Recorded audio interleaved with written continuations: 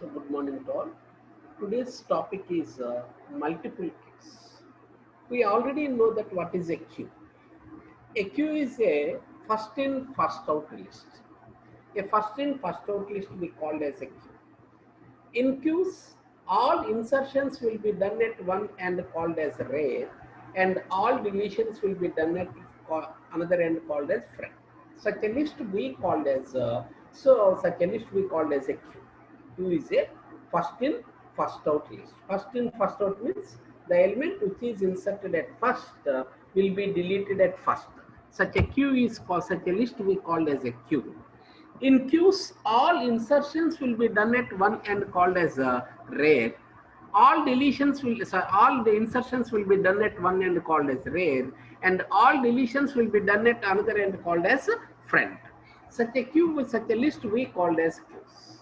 A queue can be implemented by using arrays and linked lists. We have two ways to implement the queues by using arrays and by using linked lists. In the case of array implementation of queues, the queue is full when rare greater than or equal to size minus 1. So in array implementation, the programmer must declare the size of the array. So the queue is full when rare greater than or equal to size minus 1. So when rare greater than or equal to size minus 1, then the queue is overfull.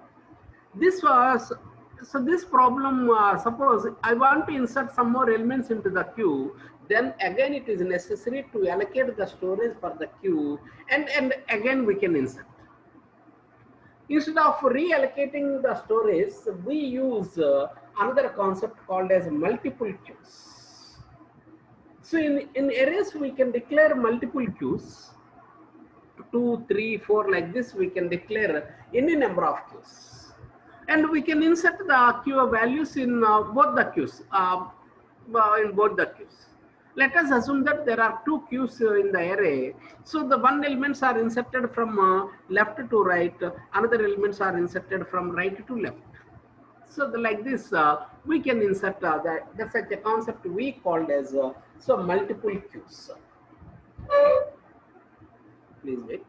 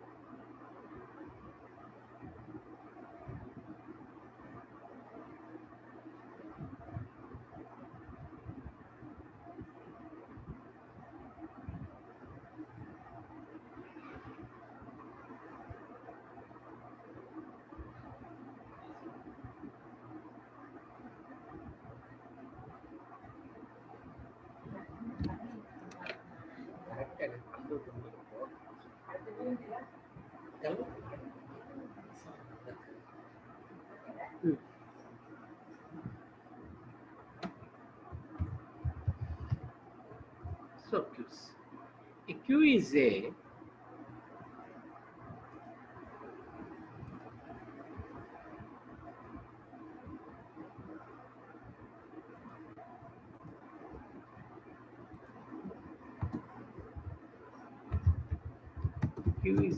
first in, first out list. A first in, first out list is called as a queue. A queue is a first in, first out list. In queues, all insertions will be done at one end called rare, and all deletions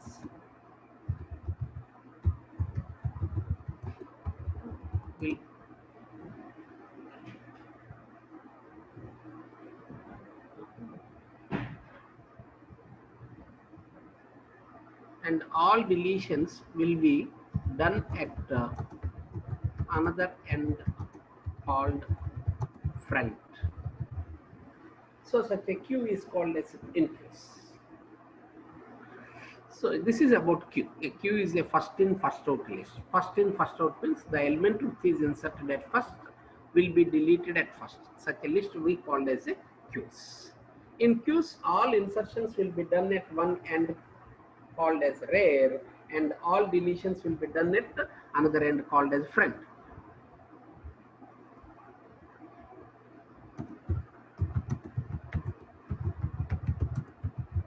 Which is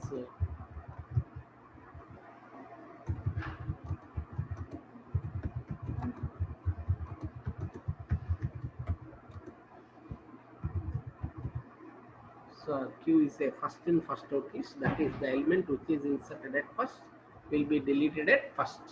In queues, all insertions will be done at one end called as rear. Oh, sorry. In queues, Kana, రే అవసరమైతే all in queues, all insertions will be done at one end called as rear, and all deletions will be done at another end called as front. Such a list is called as queue. In array implementation of queues,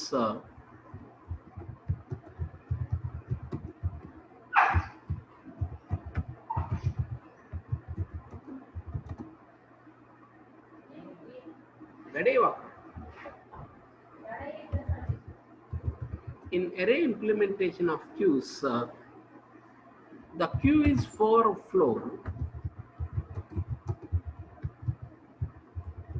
In array implementation of queues, the queue is overflow when rear greater than or equal to size minus 1. So in array implementation of queues, the queue is overflow when rear greater than or equal to size minus 1. To insert some more element into the queue,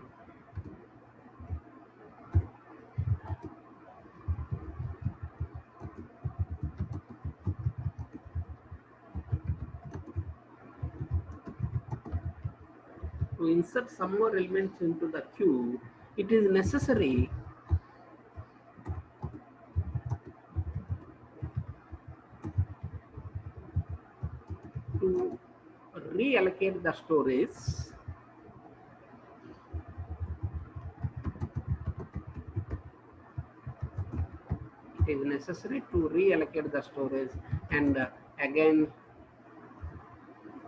and, and insert the values into the queue. So in the array implementation of queues, the queue is overflow. So when rear greater than or equal to size minus 1. So to insert some more elements into the queue, it is necessary to reallocate the storage and insert the values into the queue. So this problem can be avoided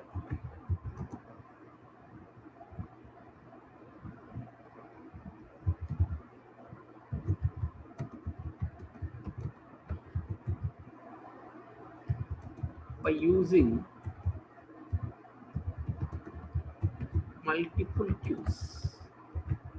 This problem can be avoided by using multiple queues. When we are using so instead of reallocating the storage, we use multiple queues. In multiple queues, this is the problem. So this is the way we are using multiple queues. In multiple queues and in multiple queues,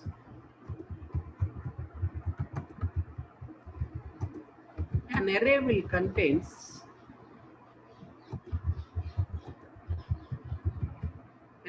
contain multiple number of queues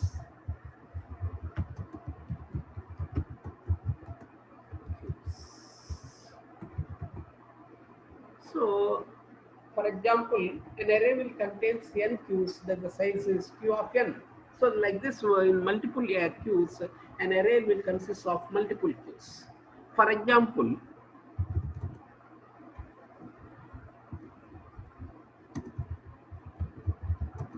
for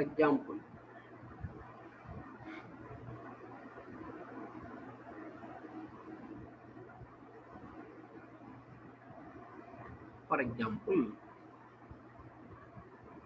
An array will consist of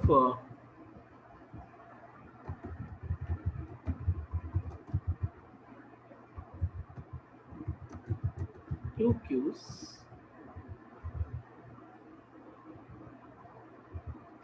For example, an array will consist of two queues. The first queue starts from left to right. The first queue starts from left to right, and the second queue will start from right to left. So this is the way we are using in multiple queues. We have, say, an array will consist of multiple number of queues. For example, an array will consist of two queues. So the first queue starts from left to right, and the second queue starts from right to left. For example, if I take one diagram.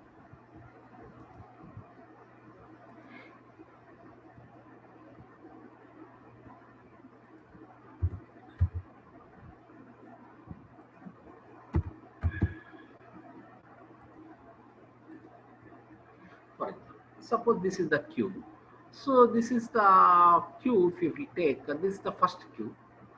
So the first queue start from this multiple queues. Actually, we have the space. So it's Q1 and this is Q2. The first queue left to right. Second queue right to left.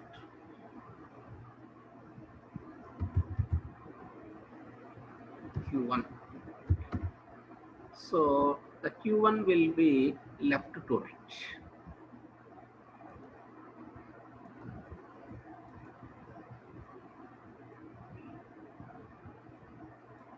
Q1 starts from left to right. While in the case of second,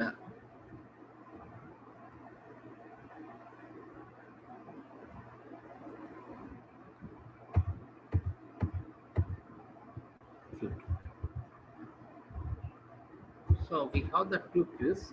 So if there are two queues, the first queue starts from left to right, and the second queue starts from right to left. Like this, we can insert. So then what are the operations that are performed? So normally we have normally in queue we can perform NQ and DQ operations. NQ operation is used to insert the values into the queues. DQ is used to delete the elements from the queues. Because if there are two queues, there are two NQs and two DQs. NQ1 is used for to insert the values into the first queue. NQ2 is used to insert the values into the second queue. DQ1 is used to delete the values from the first queue. DQ2 is used to delete the values from the second queue. So the operations that are performed on multiple queues is NQ and DQ. So the operations that are performed on multiple queues is NQ and DQ. An NQ method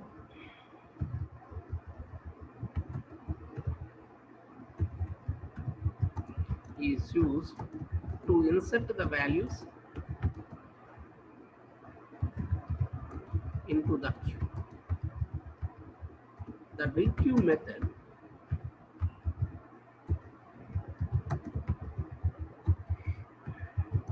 is used to delete the values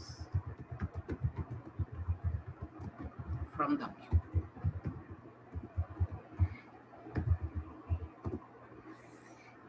So we have the NQ and DQ operations. NQ is used to insert the values into the queue.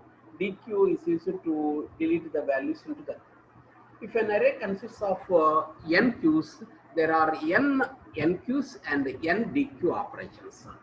When the array will consist of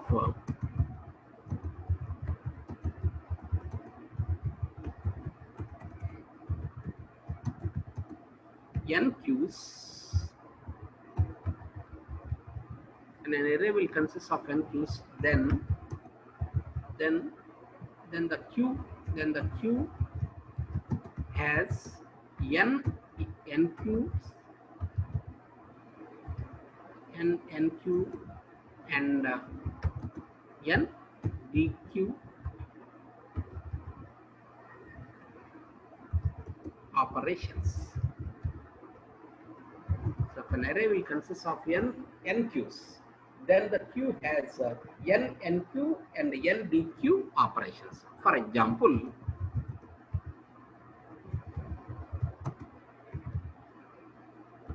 when the array will consist of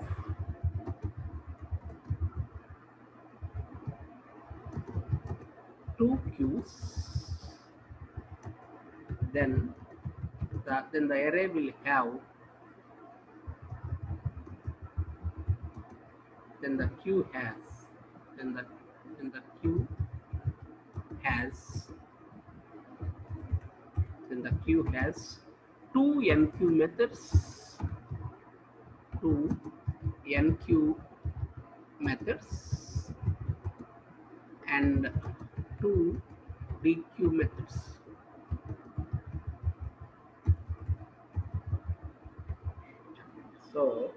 So we have the problem of linear queue is when rare greater than or equal to size minus 1, then the queue is full.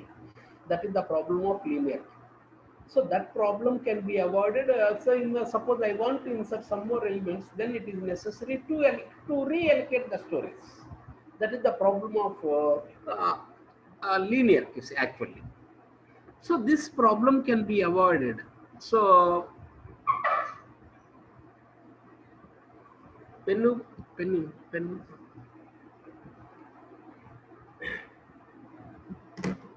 This problem can be avoided by using ID card bit. This problem can be avoided by using NQ and DQ operations. NQ is used to insert the values into the queue. DQ is used to delete the values from the queue. So if the queue will have n arrays, then there are n NQ methods and n DQ methods. NQ method is used to insert the values into the queue. DQ method is used to delete the values from the queue. That's we have.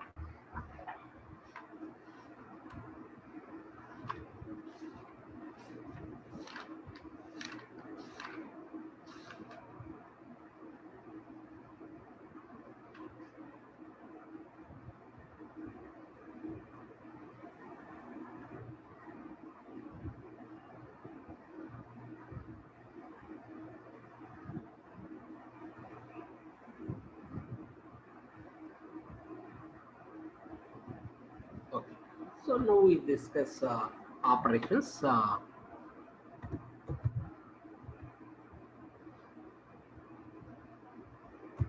The operations that are performed on multiple queues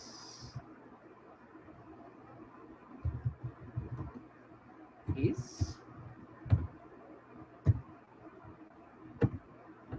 NQ, NQ1, NQ2,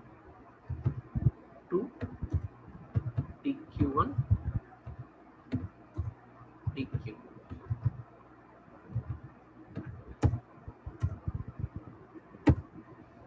NQ1.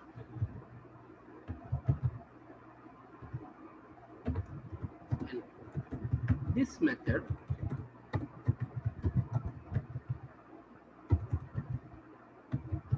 is used to insert a value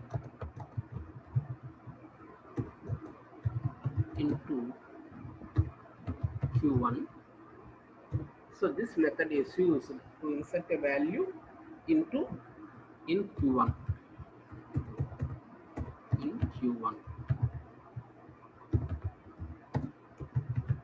The queue is full. The queue is full when rare1 is equal to rare2. So rare1 equal to rare2. So when rare1 equal to rare2, then the queue is full. Otherwise, the queue is not full.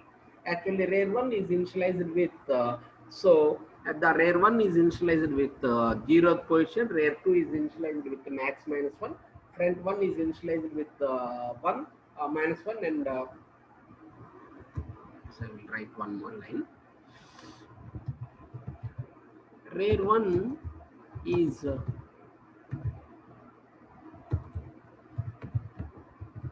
initialized with minus 1. Front1 is initialized with minus 1. Rare2 is initialized with max size minus 1. Rare2 front2 sorry front2 is initialized with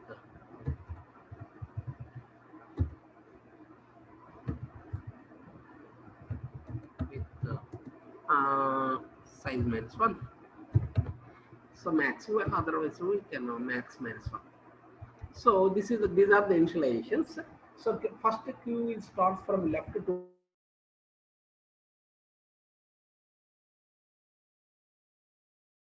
left. That's where the initializations are size minus 1.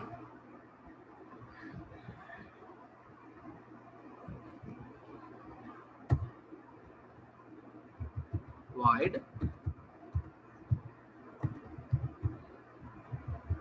multiple queues nq1 into data. So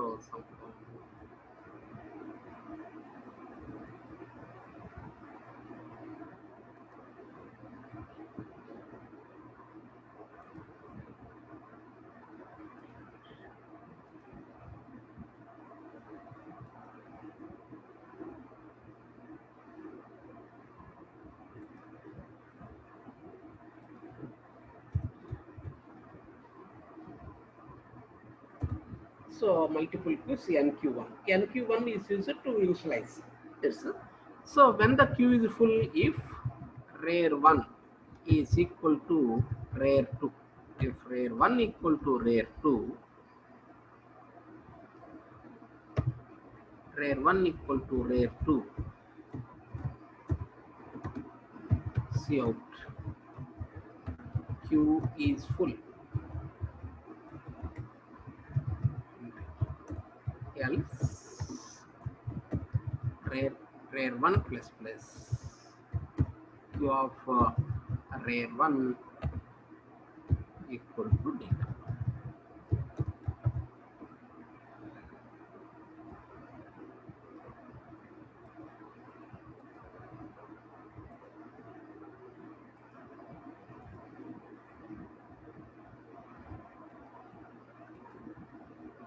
So this is the NQ operation. So NQ1 is used to insert the value into the Q1. So when the Q is full, if rare1 equal to rare2, then the Q is full. Otherwise, so we can insert the values at rare position. Then rare1 is increment, and we can insert the value at rare position. This one NQ. Again DQ1, NQ2.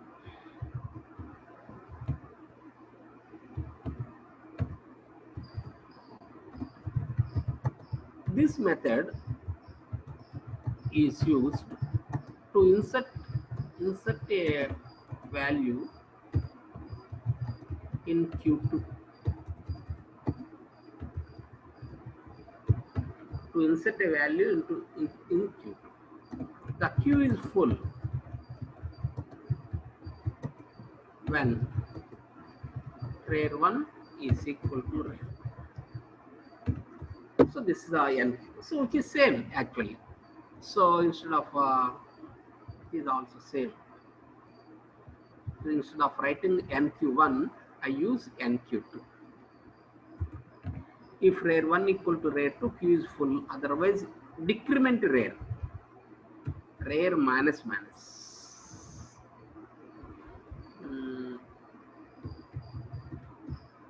Actually, rare2. Then rare minus minus.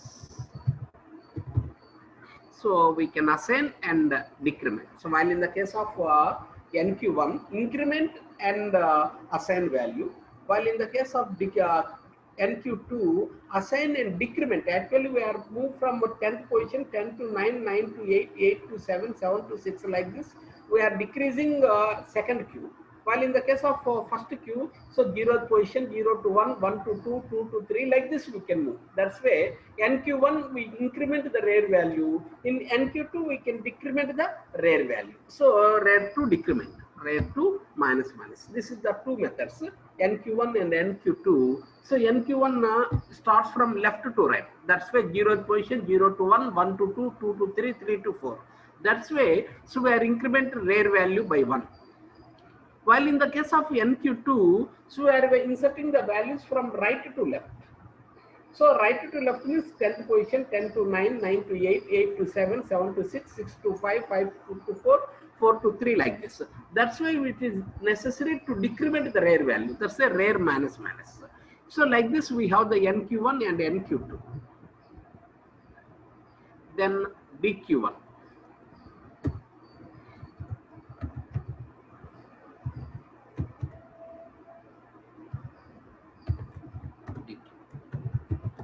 This method is used. This method is used to delete an element from Q1. This method is used to delete an element from Q1. For each in Q1, all deletions will be done at front 1. For each element deletion,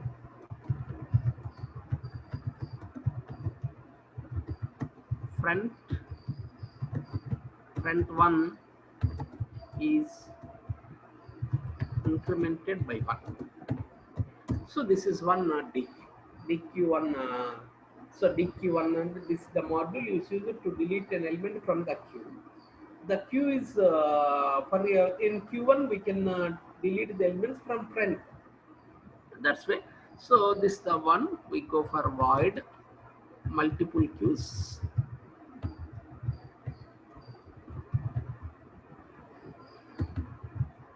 DQ1.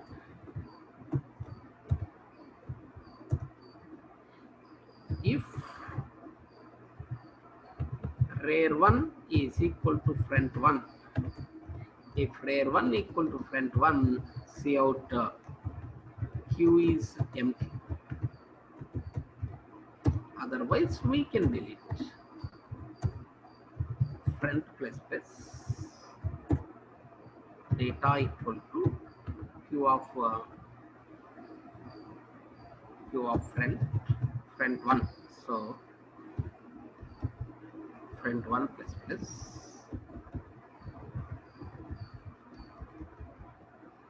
CO.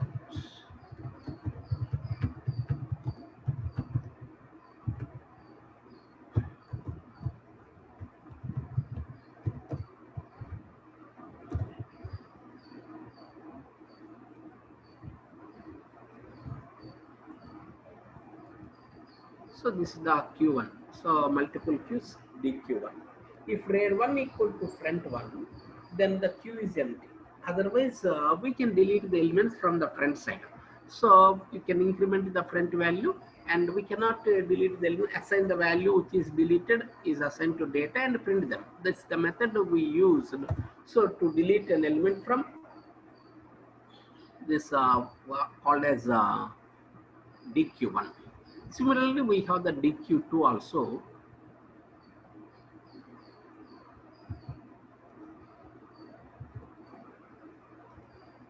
DQ. This method is used to delete an element from Q2. In Q2, all deletions will be done at front 2. For each element deletion, front 1 is decremented by 1.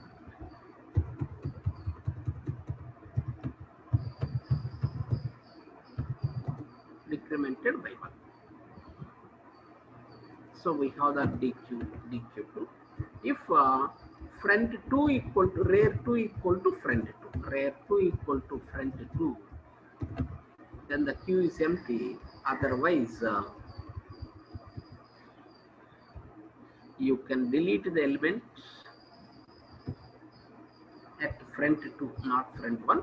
So at front 2. So then front 2 minus minus. So we use minus minus, front 2 minus 1. Front 2 minus 1. So this is about NQ and DQ. So this is about the multiple Qs. So this is, and we have, so instead of writing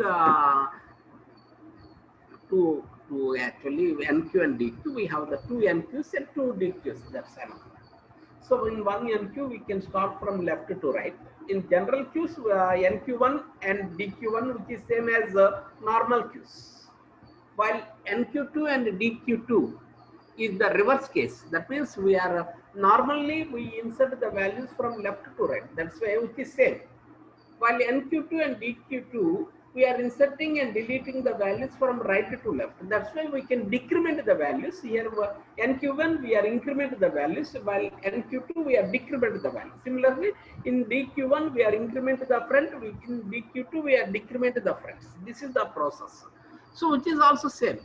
So this is about multiple Qs. This is about the total syllabus of unit 3. So we already discussed with all the students. I already shown the syllabus also. So actually once again I will show the syllabus, and you can watch them, and if there is any problem you will message them. I will respond to you.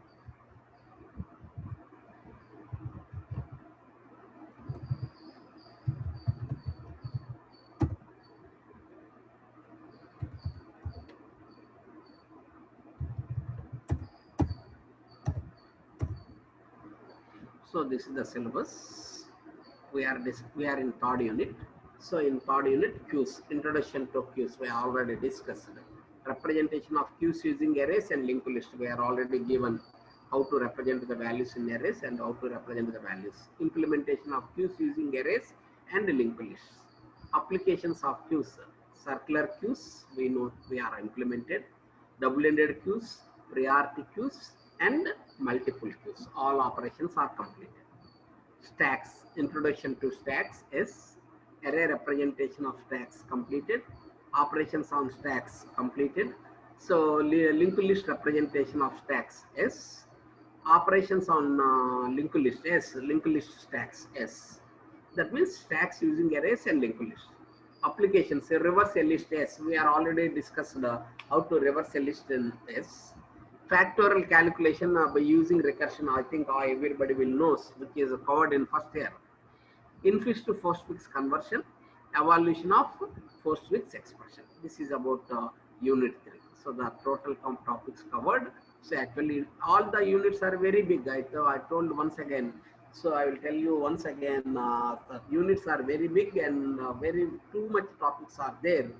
So that's why, so students can prepare the syllabus up to date. So this is about unit 3. So tomorrow I will start unit 4, trace topic. So this is about unit 3. So we have one topic pending in unit 2. So that is sparse matrix representation using link. I will tell you at the end. Similarly, the one topic is pending at unit 1, Fibonacci set actually. So these two topics I left actually. So actually I covered sparse matrix using arrays, but here in syllabus we have the linked list. I will tell you once again how to represent sparse matrix using linked list. Actually, it's a very big diagram. So I will draw the diagram and I will show how to do. That's why I will ask some time to I postpone that time, postponed because of So diagram is too big, so it's necessary to draw the diagram on MS Word or Paintbrush, and I will show how to represent the sparse matrix using so this. Okay. So okay, bye. So tomorrow we discuss unit 4. Okay, bye.